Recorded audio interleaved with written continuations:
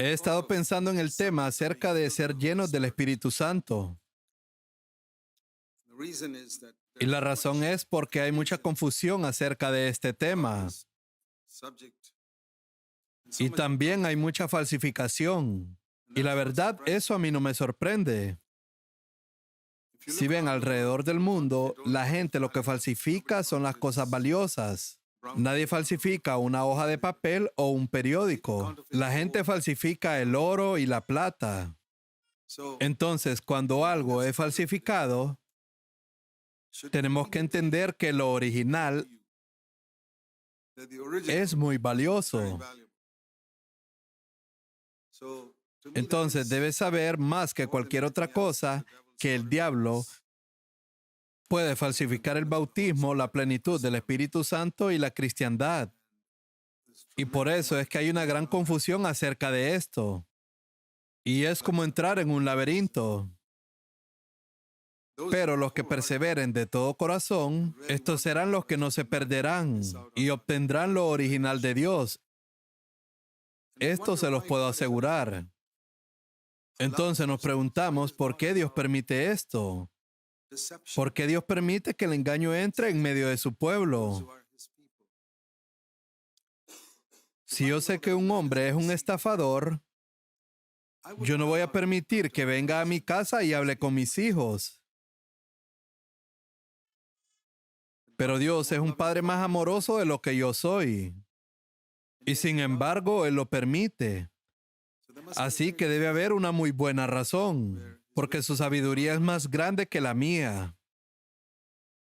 Ahora, déjame mostrarte un par de versículos en la Escritura en el Nuevo Testamento. Primero, vamos a ir a 2 de Corintios, en el capítulo 11. Vamos a leer en el versículo 3. Pero temo que como la serpiente con su astucia engañó a Eva,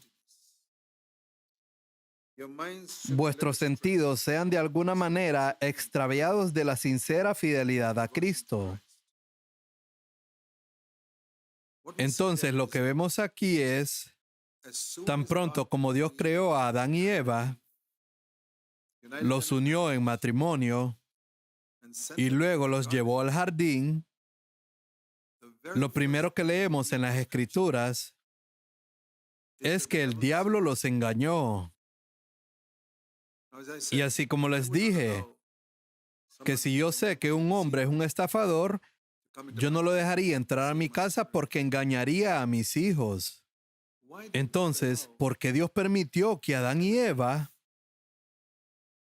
enfrentaran a este estafador en los primeros días de su vida? Los caminos de Dios no son nuestros caminos, porque Dios está edificando un pueblo para la eternidad. Y Él no lo va a lograr protegiéndolos de la tentación, o alejándolos del engaño, o protegiéndolos del mal, o mantenerlos protegidos como en un capullo. Él no quiere que de esta manera sus hijos se desarrollen, porque si lo hace así, ellos van a seguir siendo bebés espirituales toda su vida. Entonces, Dios ha visto que la forma en que estos niños pueden desarrollarse es estar expuestos a la tentación, por ejemplo. Por ejemplo, yo no permitiría que mis hijos se desarrollen enfrentando innecesariamente la tentación si pueden evitarla. Pero Dios permite que los humanos enfrentemos la tentación todo el tiempo, todos los días. Y esto es por un propósito. Si yo aprendo a vencer la tentación y también aprendo a vencer la neblina del engaño, yo me convertiré en una persona espiritual. Pero si evito enfrentar todo esto, seré un bebé espiritual toda mi vida. Y Dios no quiere que seamos bebés espirituales. Y si no nos desarrollamos, no seremos aprobados. En el sistema de educación, la promoción depende de una prueba. Y cada prueba nos lleva a un nivel más alto que el anterior. Y si aplicamos este mismo principio a nuestra vida cristiana, que es a través de la prueba, Y esa prueba incluye la tentación, también incluye el engaño. Y si puedo superar esas pruebas, me vuelvo un hombre espiritual, me convierto en un hombre maduro. De lo contrario, todos terminaríamos en el cielo como bebés. Dios no quiere bebés en el cielo. Entonces no habría ninguna prueba, no habría ningún engaño. Entonces no habría ninguna posibilidad de crecimiento para ir al cielo. No habría habido posibilidad de que Adán y Eva crecieran. Si no hubieran sido tentados o si no hubieran estado expuestos al engaño. Porque Dios no puede crear a una persona como un santo maduro. Él deberá convertirse en una persona madura y santa por elección propia. Tiene que pasar por una serie de decisiones. Y aquí podemos tener dos personas que se convirtieron el mismo día. Y después de 10 años, una será más madura que la otra. ¿Por qué sucede esto? O alguien que se convierte mucho después de otra persona. Él va delante de esa persona. ¿Por qué pasa esto?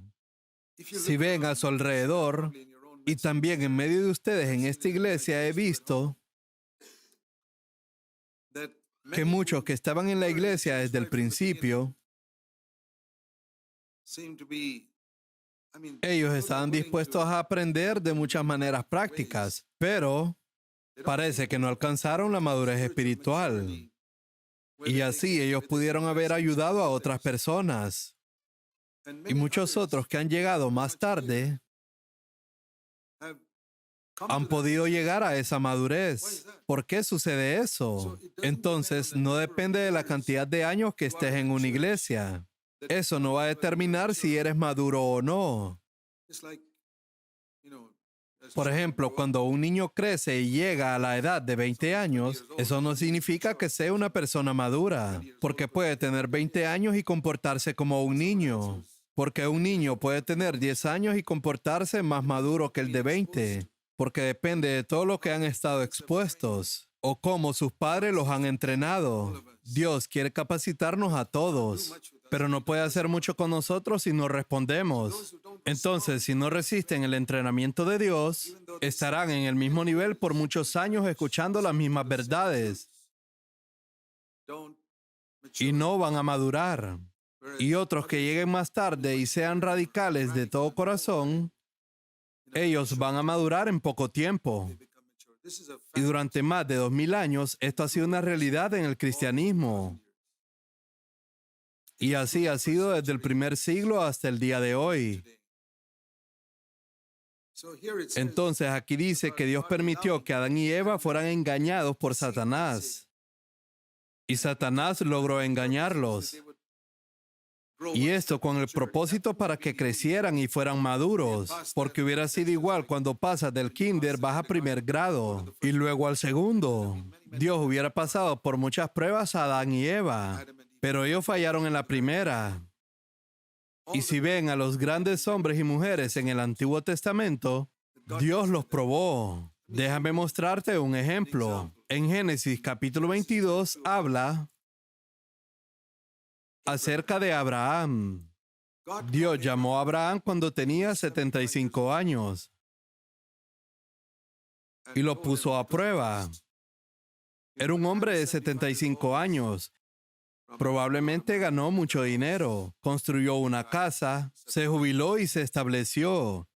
Y ese es el momento en que Dios lo llama. Él le dice que deje su país, deje sus parientes, deje todo y que venga al lugar donde le mostraré.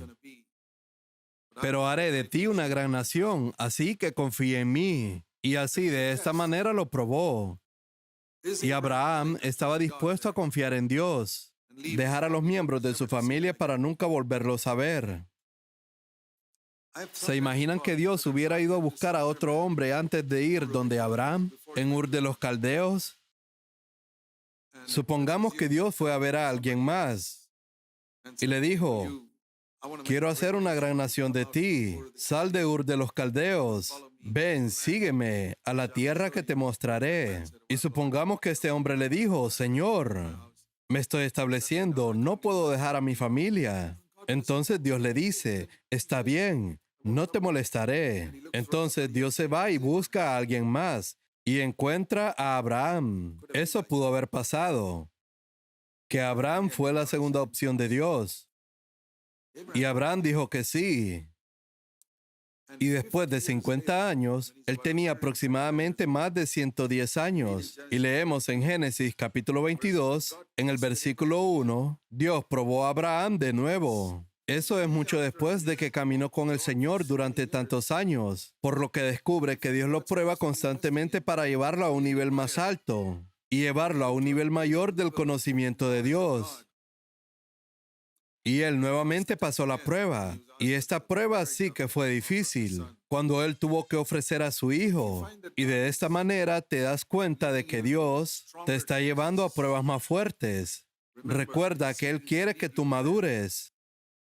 Y si fallas en esas pruebas, entonces, por supuesto, permanecerás estancado en ese nivel. Dios ama a todos sus hijos por igual. No hay parcialidad con Dios en lo absoluto. Entre los hombres puede haber parcialidad, pero con Dios no hay parcialidad. Todos son sus hijos, incluso hombres y mujeres. No hay diferencia a los ojos de Dios. Todos son preciosos para Él. Él quiere que todos avancen espiritualmente y sean maduros. Esto significa que Él permitirá que seamos probados, como si todos estuviéramos en primer grado. Luego de pasar el examen, vamos a avanzar al siguiente grado. Y esa es la razón por la que vemos diferencias entre los cristianos. No me refiero a la capacidad de predicar o hablar, porque eso puede ser a veces una capacidad natural. La madurez no se prueba por nuestro conocimiento de la Biblia, o por los dones espirituales o nuestra capacidad de hablar. Porque Jesús dijo que en el último día habrán personas que expulsarán demonios, sanarán a los enfermos, pero irán al infierno, a pesar que lo hicieron en el nombre de Jesús. Ahora, es asombroso que un hombre que sanó a los enfermos en el nombre de Jesús termine en el infierno. Y la razón es que el Señor dice que todos los años que estuviste en la tierra, hiciste todos esos milagros, pero nunca te conocí. No fuimos íntimos. Eso es lo que dice Mateo capítulo 7. Jesús, en tu nombre hicimos milagros. Sí, eso es cierto. No cuestiono eso. Pero nunca te conocí. Y eso va a ser una gran sorpresa para muchas personas que piensan que son muy espirituales, porque estuvieron muy ocupados. Asistieron a muchas reuniones y tenían tanto conocimiento de Dios, pero nunca conocieron a Jesús. Y descubro que así hay muchos cristianos sentados en las iglesias que no les importa conocer a Jesús cada vez más. Cuando tú te casas, cada año vas conociendo mejor a tu esposo. Pero después de 20 años, si no conoces a tu esposo más que cuando te casaste, eso demuestra que nunca has vivido con él o que no lo amabas. Nunca viviste con él. Y aunque hayan vivido en una casa, no interactuaban el uno con el otro. Y después de 20 años no conoces a tu esposo. Y descubro que muchos cristianos viven así. Hace 20 años aceptaron a Cristo, pero ¿cuál es su conocimiento del Señor? Es patético. No conocen al Señor. Todavía son codiciosos, egoístas, enojados, amargados, se quejan, son gruñones. Y si no te dicen que son cristianos, verías que no hay mucha diferencia entre ellos y cualquier hombre mundano inconverso, excepto que vienen a la iglesia o van a una buena iglesia, pero no conocen al Señor. Y recuerden que no hay parcialidad con Dios. Dios los lleva a través de algunas pruebas y no las pasaron. No las tomaron en serio. Ellos solo querían asistir a las reuniones, cantar algunas canciones y tener una buena reputación delante de las personas, pero no quieren llegar al conocimiento del Señor. Así que quiero animarlos a todos a conocer al Señor personalmente. Y esa es la cosa más importante. Y eso es lo que Dios dice. Él quiere llevarnos a ese nivel. Ahora vamos a 2 de Corintios, en el capítulo 11, en el versículo 3. Pero todavía tengo miedo que el diablo venga y los desvíe. y que terminen como esas personas que dicen, Señor, vine a la iglesia, hicimos esto y aquello, pero el Señor les dirá, yo no los conocí. Y aquí está la prueba de su debilidad espiritual. Segunda de Corintios, capítulo 11, versículo 4. Porque si viene alguno predicando a otro Jesús, no el Jesús que hemos predicado, y lo aceptas hermosamente, o si recibís otro espíritu que el que hemos recibido, y ya les mencioné acerca de la falsificación del espíritu, y luego te insta a recibir otro espíritu, y lo recibes, y recibe un evangelio diferente, todo está en el versículo 4. Aquí habla de otro Jesús, de otro espíritu y de un evangelio diferente, y lo aceptas, porque no tienes el discernimiento para saber cuál es el verdadero y cuál es el falso evangelio. Es como si tu paladar no pudiera distinguir entre la comida sabrosa y la comida que está vencida. Eso sería terrible, que tu lengua no pudiera distinguir entre la buena comida y una que está completamente arruinada. Y si no puedes distinguir eso, puedes comer algo que está completamente estropeado, algo que está lleno de bacterias y todo eso. Y finalmente eso puede matarte si sigues comiendo así. Y eso es exactamente lo que ha sucedido con muchos cristianos. No han desarrollado el sentido del discernimiento. Incluso después de muchos años, no pueden distinguir entre el verdadero evangelio y otro evangelio. Y así hay multitudes de personas en el mundo. No pueden distinguir entre el verdadero evangelio y el evangelio falso. Y el evangelio que hoy en día se predica alrededor del mundo en los círculos evangélicos y carismáticos es un evangelio que predica que Jesús te hará rico y saludable. Entonces, es muy fácil averiguar si ese es el verdadero evangelio o no, si solo usas un poco del sentido común. Ni siquiera necesitas saber de la Biblia. Con un poco de sentido común te ayudará a saber si es un verdadero evangelio o no. Así que háganse esta pregunta. ¿Habrá un ser humano en el mundo que no quiera riqueza y salud? ¿Alguna vez te has encontrado a alguien así? Aún los mendigos y las personas que están en la calle quieren estar bien. Todos los enfermos en el mundo necesitan salud. Las personas ricas en el mundo también quieren más riquezas. Y cada persona sana quiere estar saludable.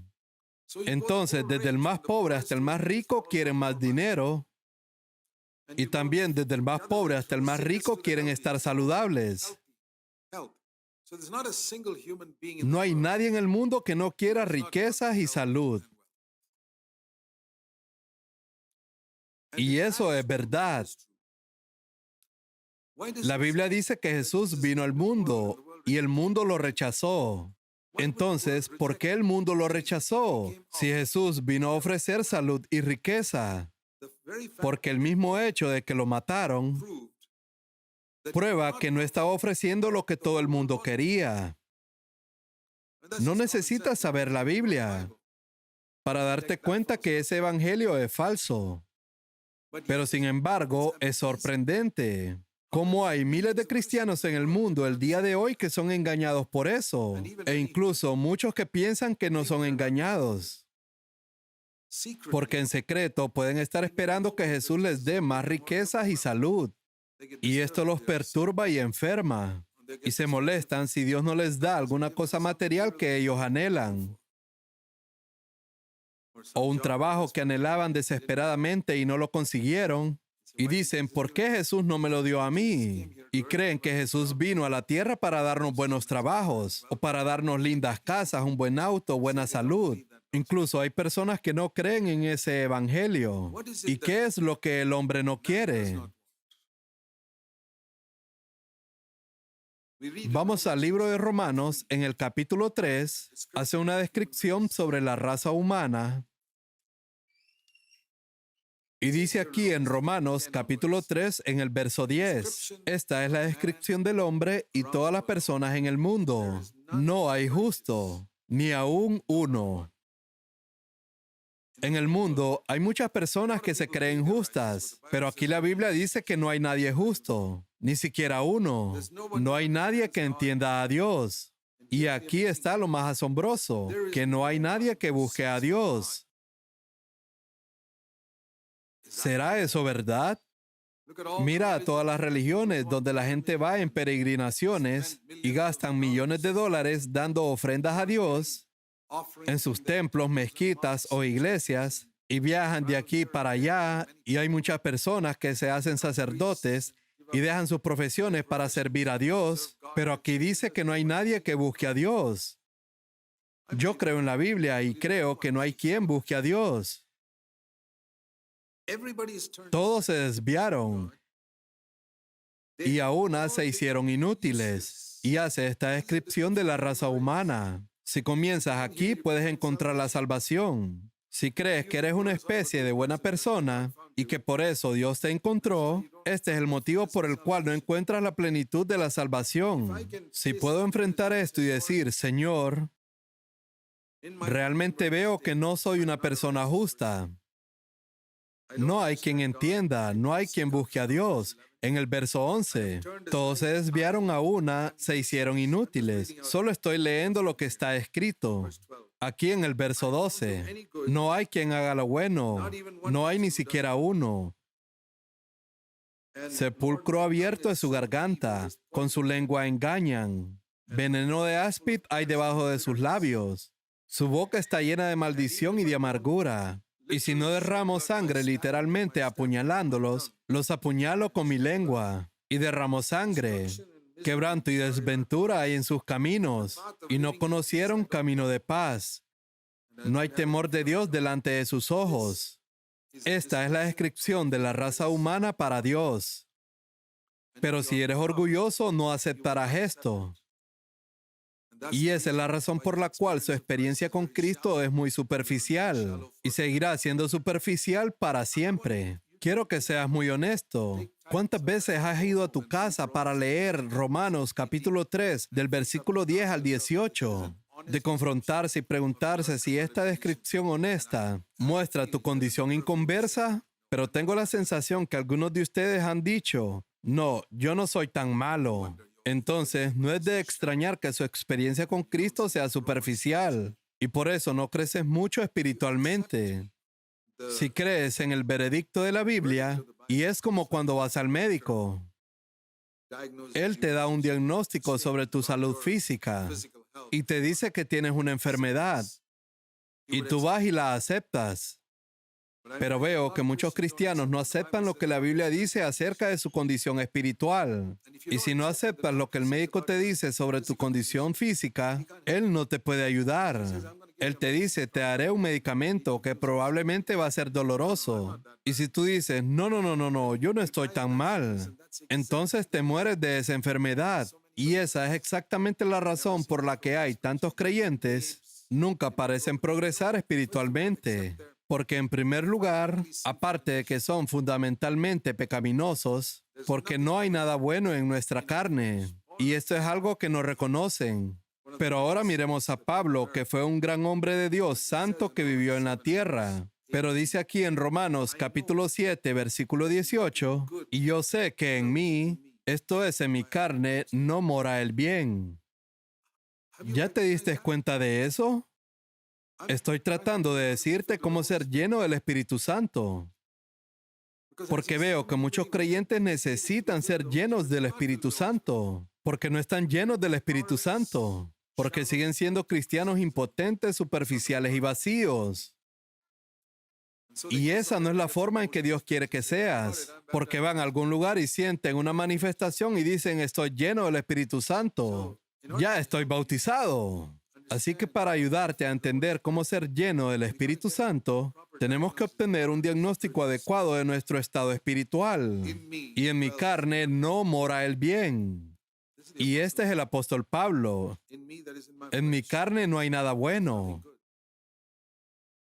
Delante de los demás puedo ser una buena persona o parecer mejor que otras personas. Pero si no empiezo en este punto y digo, Señor, no hay nada bueno en mí, Y por eso vengo a ti, para que puedas hacer algo bueno en mí. Y aquí hay una gran esperanza. Jesús siempre estaba tratando de enfatizar este punto. Y este es el punto de partida para ser lleno del Espíritu Santo. Vamos a Lucas, capítulo 18. Habló específicamente sobre este punto. En Lucas, capítulo 18, versículo 9.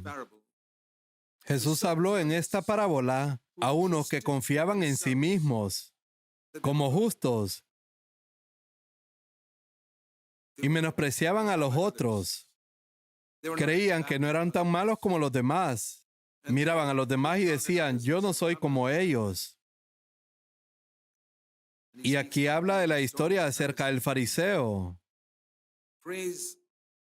Él estaba orando a Dios y leyendo cuidadosamente la escritura en el versículo 11, él estaba orando para sí mismo.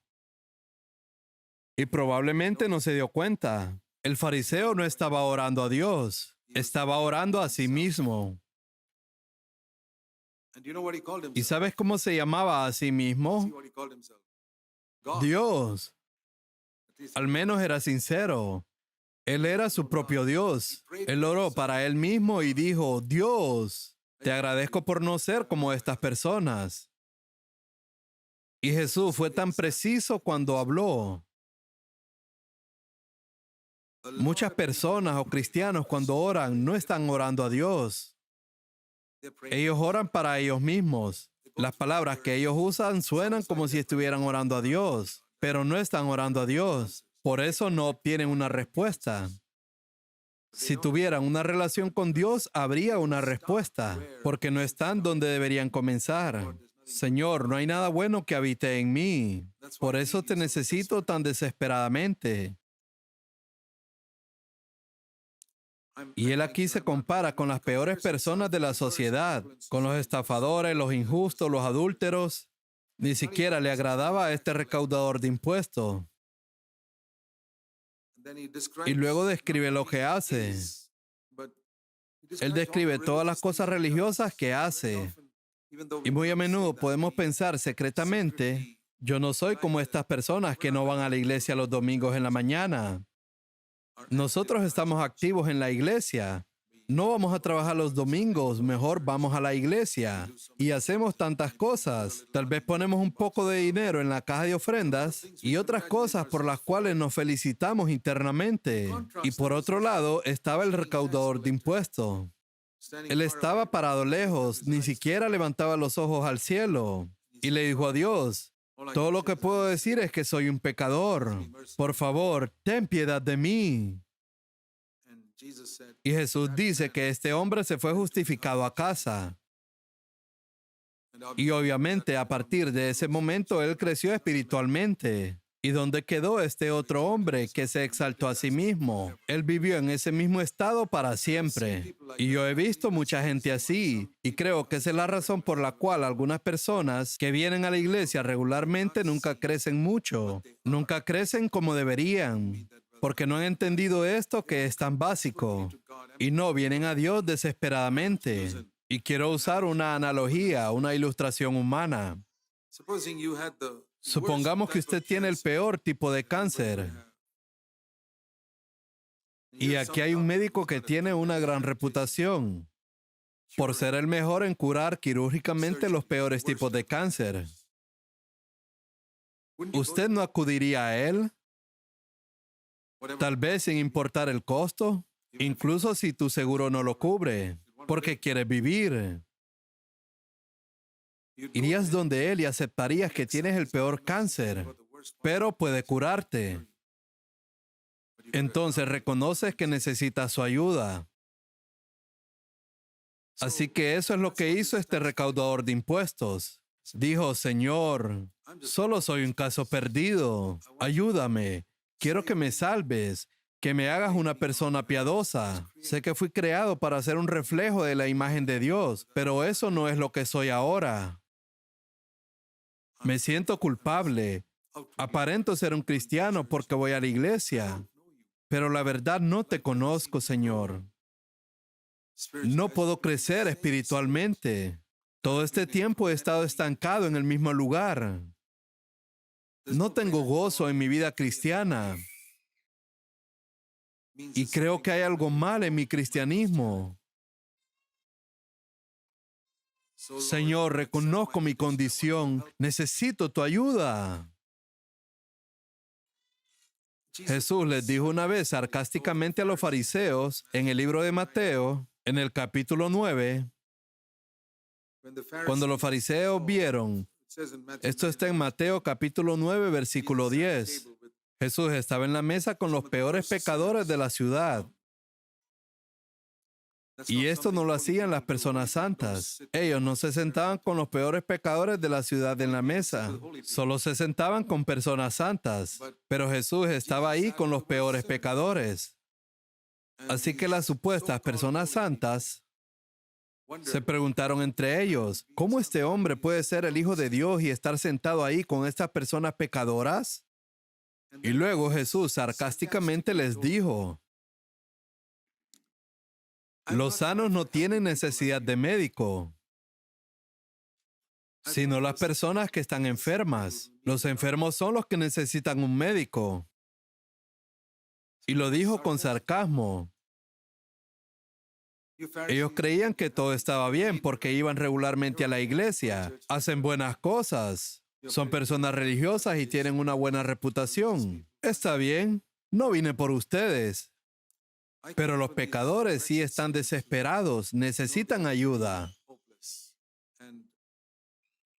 Y por eso es que lo mataron. Las personas que se creían justas fueron las que mataron a Jesús. Y Él les dijo, no vine a llamar a justos, sino a los pecadores. Y esa es una declaración muy importante de Jesús. En la última parte del versículo 13, no vine a llamar a las personas que creen que están bien o a las personas que creen que son santas. Vine por las personas que reconocen que son pecadores. Y les diré algo que he descubierto en mi vida. Cuando más nos acercamos a Dios es cuando más vemos nuestra impureza. Y cuando más lejos estamos de Dios, menos vemos nuestra propia impureza. Y podemos pensar que somos bastante santos. Y es por eso que el apóstol Pablo, cuando más se acercaba a Dios, se daba cuenta cuán pecador era. Su progreso de santidad no fue: me estoy volviendo cada vez más santo, santo y santo, como muchos cristianos piensan que son. Su progreso en la santidad fue muy diferente. Y se los he contado muy a menudo. Cuando Pablo escribió Primera de Corintios tenía aproximadamente 55 años. Aproximadamente esa era su edad. En ese momento ya había sido cristiano durante 25 años y había viajado durante 15 años a diferentes lugares. Él plantó iglesias, sanó a los enfermos, pero él también pensaba en sí mismo. Vamos a Primera de Corintios, capítulo 15, en el verso 9. Él dice, porque soy el más pequeño de los apóstoles y no soy digno de ser llamado apóstol. Probablemente fue el más poderoso de los apóstoles, pero ¿cuál era la opinión de sí mismo? Que era el más pequeño de los apóstoles. Y esto lo dijo cuando tenía 55 años. 5 años después escribe Efesios. Él ha progresado en santidad ahora. Y ahora escribe en la epístola de Efesios en el capítulo 3, en el verso 8, aquí no solo dice que era el más pequeño entre los apóstoles. Él decía que entre todos los creyentes del mundo, él era el menor. Esa era su opinión. Soy el menos espiritual entre todos los santos en el mundo, porque veo el pecado que hay en mí. Y 5 años después, cuando tenía 65 años, escribe en Primera de Timoteo, en el capítulo 1, en el verso 15, Cristo Jesús vino al mundo para salvar a los pecadores, de los cuales soy el primero. Soy el primero entre todos los pecadores del mundo.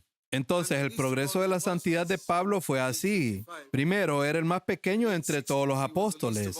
Luego, era el más pequeño entre todos los creyentes. Y ahora, entre todos los pecadores, él era el primero. ¿Qué nos enseña esto? Y esto no significa que él estaba viviendo en pecado. Probablemente era el más santo entre los hombres de la tierra, pero se había acercado tanto a Dios que llegó un momento que pudo ver el pecado en las cosas de esta vida que el 99% de los demás creyentes ni siquiera consideran pecado. Es como si pudieras verte las manos y decir que están limpias, muy limpias. Pero si las miras a través de un microscopio, vas a ver el montón de gérmenes que hay allí. Pero a simple vista no se pueden ver. Y si amplías ese microscopio, vas a ver aún más. Así que esto es algo similar. Sabes que cuando entramos en la presencia de Dios, es cuando miramos el pecado a través de un microscopio y pensamos que nuestro corazón está limpio, pero no está limpio. Oye, pensé que estaba limpio. Y luego tenemos esa sensación y tenemos conciencia del pecado en nuestras vidas. Y ahí es donde nos mantenemos humildes, porque nos humillamos ante Dios. Es imposible que un hombre se acerque a Dios y sea orgulloso. Eso es imposible. Y ahora quiero decirles algo, queridos hermanos y hermanas, con mucho amor y sinceridad. Si hay orgullo en ustedes, cualquier tipo de orgullo, tal vez por tu habilidad o por tu conocimiento o por algún don espiritual que tú tienes, quiero decirte que si es así, estás muy lejos de Dios y es mejor que te arrepientas. Tal vez piensas que eres muy inteligente porque sabes más que otras personas que te rodean. Y estas personas te dan pena, pero yo tengo más pena por ti porque estás muy lejos de Dios. Ningún hombre puede acercarse a Dios y levantar la cabeza. Cada persona que lee la Biblia y encuentra a Dios ahí, se postra delante de Él. Eso pasó con Abraham, Isaac, incluso el apóstol Juan, al final de su vida, porque Dios es tan santo. Y es algo increíble venir a su presencia. Y veo que muchos cristianos vienen tranquilos y fríos los domingos por la mañana. Ellos cantan y adoran y ni siquiera conocen a quién le están cantando. Dicen palabras bonitas y agradables y están más conectados con la letra y la melodía que con la persona a la que le están cantando. Y eso es porque no están cerca de Dios. Y pueden venir los domingos por la mañana a cantar como las otras personas. Pero nos estamos perdiendo de algo, hermanos y hermanas. Pero si reconoces tu necesidad, tendrás sed y dirás, Señor, yo quiero esta vida. Esa vida que veo en otros hermanos, la cual no veo en mí. Porque he estado en esta iglesia por muchos años y cuando vienen nuevos hermanos, ellos crecen más espiritualmente que yo. ¿Y cuál es la razón por la cual no puedo conocerte mejor? Y si vienes con esta sed, tienes que escuchar lo que Jesús dijo en el libro de Juan, capítulo 7, versículo 37. Si alguien tiene sed, venga a mí y beba. Y de su interior correrán ríos de agua viva. Y luego dice en el versículo 39 que estos serán llenos del Espíritu Santo. Entonces, lo que estoy tratando de crear en todos ustedes es esa sed de Dios, no de conocimiento, no de crear una buena impresión delante de los demás hermanos en la iglesia. Consideren eso como basura. Piensen en todas las opiniones que las personas en esta iglesia tienen de ti. Tómalas todas y tíralas al basurero. Eso de que eres un maravilloso hermano o una maravillosa hermana, esas opiniones tíralas a la basura. Porque nunca vas a crecer espiritualmente si atesoras todas esas declaraciones que otras personas hacen de ti.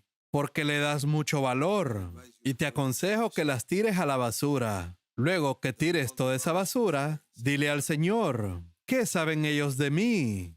Ahora dime tú, hermano y hermana, ¿cuánto sabe la gente de esta iglesia sobre tu vida privada? ¿Cuántos saben sobre cómo manejas el dinero? ¿Cuántos saben si amas el dinero, sí o no? ¿Cuántos saben sobre tus pensamientos en tu vida? o en las cosas que piensas? Yo creo que nada. ¿Cuántos saben ellos? Ellos saben que vienes regularmente a la iglesia. Vienes a las reuniones y sabes cantar bien. Y saben que ayudas de muchas maneras en la iglesia. Muy bien. El hombre mira las apariencias, pero Dios mira el corazón. Entonces, quita toda esa máscara y veamos qué es lo que hay adentro, lo que hay en tu corazón, porque esa es la parte que nadie puede ver. Por eso les digo que vayan delante de Dios y le digan, Señor, creo que no estoy sediento, porque estoy satisfecho con la opinión que las personas tienen de mí. Tengo una buena reputación en esta iglesia y por eso no puedo crecer espiritualmente. Pero hoy quiero morir a la opinión de los hombres. Quiero estar muerto al mundo y sus opiniones para vivir delante de ti y realmente progresar. Y he venido sediento para recibir lo que has venido a darme. Por favor, dame lo que me he perdido. Ya no quiero perderme lo más importante. Entonces, así como les decía que Dios permite el engaño y la tentación para que podamos ver lo que realmente queremos. ¿Soy feliz con estas cosas que tengo en el mundo? ¿O realmente puedes decir que no tienes casi nada que es valioso? Las cosas no van a durar por la eternidad y tengo mucho de eso, pero tengo pocas cosas que realmente son valiosas. Esas son las que quiero. Te quiero a ti, Señor. Quiero conocerte mejor. No quiero que en el último día me digas, sí, hiciste muchas cosas por mí, fuiste a muchas reuniones, diste mucho dinero, pero nunca llegaste a conocerme. Nunca nos conocimos, no fuimos íntimos en la tierra. No tuviste tiempo para caminar y hablar conmigo en la tierra. Solo estabas ocupado haciendo muchas cosas. Es como una esposa que tiene tantas cosas que hacer en su casa y nunca se sienta a hablar con su esposo. Y muchos cristianos son así. Y se sienten satisfechos porque están haciendo muchas cosas por Dios. Pero el Señor te dice, yo no quiero eso. Quiero que camines conmigo. Quiero que hables conmigo. Juan dice en el capítulo 17, verso 3, que la vida eterna es conocer a Jesucristo. No es servirle. No. Es conocerlo. Recuerda esto toda tu vida. Si no conoces a Jesucristo, no tienes vida eterna. Juan capítulo 17, verso 3. Y esta es la definición de Jesús de la vida eterna. La vida eterna no es vivir para siempre, porque la gente va al infierno y también vive ahí para siempre. Por eso no es la vida eterna. Jesús dijo que la vida eterna es conocer a Dios y conocer a Jesucristo personalmente. De la misma manera que conoces a tu esposa, así como se aman mucho, así como se conocen uno al otro. Se conocen porque están viviendo en la misma casa. Pero si no hablan entre ellos, nunca se van a conocer, aunque vivan en la misma casa por 20 años. Pero si hablas con él, él te va a escuchar. Hablas y él escucha. Y esto es todos los días. Y es así como conocemos a Jesucristo. No es trabajar para él. Puedes trabajar duro por tu esposo en tu casa y hacer muchas cosas por él, y sin embargo no conocerlo.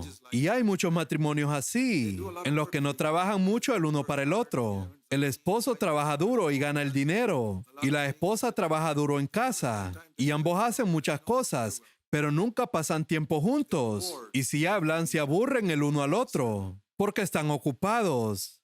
Y realmente eso no es cristianismo. Eso es religión. Hay muchas diferencias entre la religión y el verdadero cristianismo. Jesús definió el cristianismo como conocerlo a Él personalmente. Por eso, cuando Dios creó al hombre en el sexto día, no lo envió a trabajar en el jardín. Él le dijo, el trabajo en el jardín puede esperar. Tu primer día será un día de descanso conmigo. Y le dijo en el séptimo día, Adán, hoy no vas a trabajar. Ese fue el primer día de Adán, su primer día. Dios le dijo que no trabajara. El trabajo podría esperar. Adán, quiero que me conozcas. Quiero que pases un día entero conmigo. Solo háblame y escúchame. Adán y Eva pasaron ese día con Dios. Por eso Dios dice que esto es lo más importante en la vida. Es sentarse y conocerlo. ¿Conoces la historia de Marta y María? Marta estaba ocupada haciendo muchas cosas y María estaba sentada conociendo a Jesús. Ella estaba escuchando y hablando con él. Y Jesús le dijo a Marta, estás preocupada por muchas cosas. No vine aquí por algo de comida. Vine aquí para hablar contigo y no tenías que estar ocupada sirviéndome. Y por eso el Señor dijo que habrán muchos cristianos que no tendrán tiempo para hablar conmigo. Muchos están ocupados escuchando música cristiana y escuchando otras cosas, pero no tienen tiempo para caminar conmigo o para hablar conmigo. Y oro para que eso cambie y podamos estar sedientos para que Él pueda decirnos, vengan a mí y te llenaré con el Espíritu Santo.